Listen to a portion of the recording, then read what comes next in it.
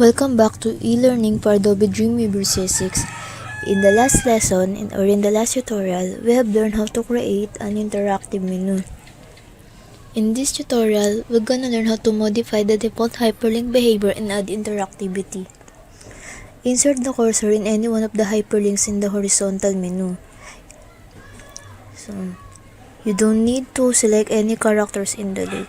Select the NavBA link and the NavBA visited rule in the CSS style panel and click the new CSS rule. The new CSS rule dialog box appears with the compound selector type displayed and the text that container NavBA entered in the selector name field. Make sure the compound selector type is selected in the new CSS rule dialog box. Edit the selector name to say NavBA hover and NavBA active and then click OK. So,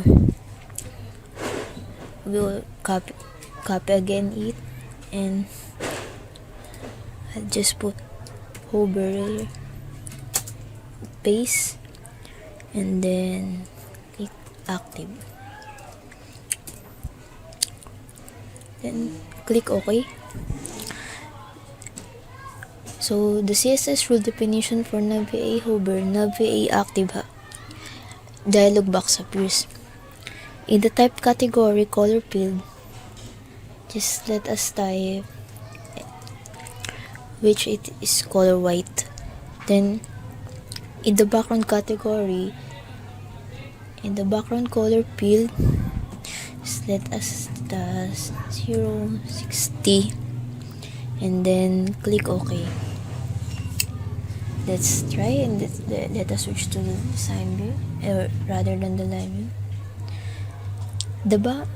The background behind the hyperlink text changes to dark green as the mouse passes over it. This is a good start, but you may notice that the color change doesn't extend to the top or bottom edges of the nav, or even to the pipes dividing one link from another. You can create a more interesting effect by adding a little padding to the element. So, deactivate the live view and double click again. In the box category, enter 5 pixels in the padding field and make sure that the same for all are selected and just type 5 pixels. Apply, then click OK. So test it again in the live view. Then the background color of each link now extends 5 pixels all around the hyperlink. Unfortunately, there's an unintended consequence. Not only does the padding cause the background to extend 5 pixels up from the text on the either side of the link, but it also causes the other text to shift 5 pixels from its default position, whether the hover state is activated. Luckily, the solution to this problem is quite simple. So going back to the design view, go to CSS styles panel and select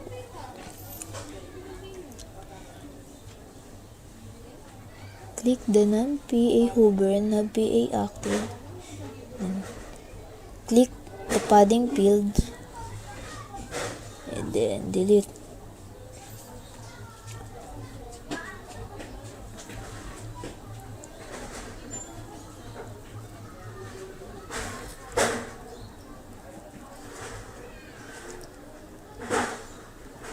Just making sure.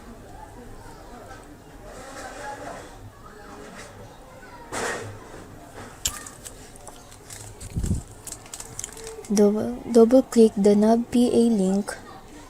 So double click the NavBA link, NavBA visited rule to edit it. In the box category, type 5 pixels in the top, right, bottom, and left. Then click OK. To live view. When the mouse moves over the links, the background colors extends 5 pixels around the link without shifting. Do you understand why you added the padding to the default hyperlink? By adding padding to the default state, the hover state automatically inherits the extra padding and allows the background color to work as desired without shifting the text. So that's it, and save the file. The next thing we're gonna learn is how to modify an existing hyperlink behavior. First, insert the cursor into one of the vertical menu items. And observe the names and the order of the elements in the tag selector display. The vertical menu is using an unordered list element inserted in an HTML5 element. Locate any rows in the CSS styles panel that format the nav element.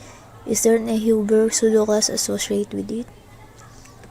The CSS styles panel displays the nav_ul_a hover, nav_ul_a active, and nav_ul_a focus.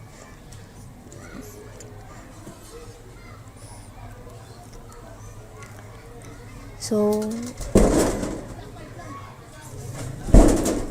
you have to double click. Sorry for that noise. So, check over, active, and focus. In the background category, just change 060 in the background color field and then click OK.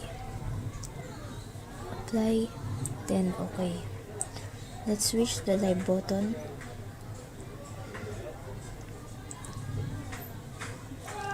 Yeah. The background color of the vertical menu now matches the horizontal menu in the site color scheme. So save again the file. And the other thing that we're going to learn is how to add a visual appeal to menus. Other popular CSS trick that can give menus a bit more visual interest is to vary the border colors. By applying different colors to each border, we can give the buttons a 3D appearance. As in previous exercise, we first need to locate the rules formatting the elements. So, let's insert the cursor in one of the menu items and examine the tag selector display. So, the menu buttons are built using nav, ul, li, and a elements. By now, you should know that the unordered list element creates the entire list, not the individual items or buttons, and that you can eliminate it as a suspect. The list element creates list items. So, go back to CSS styles panel and navigate to nav_ul_li. And then observe the attributes displayed in the properties section of the panel.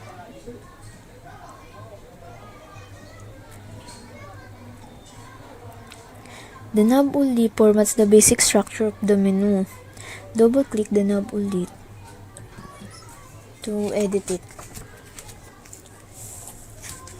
In the border category, so then go in the border category, just enter solid, just type solid, I'm gonna put 1 pixels and then 006 0C0 same as this. The bottom 0C0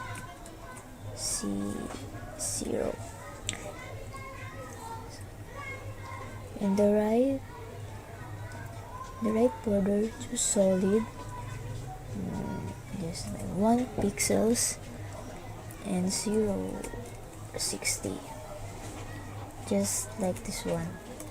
The left body field, the left border field, just type solid and 1 pixel. Apply, then click OK.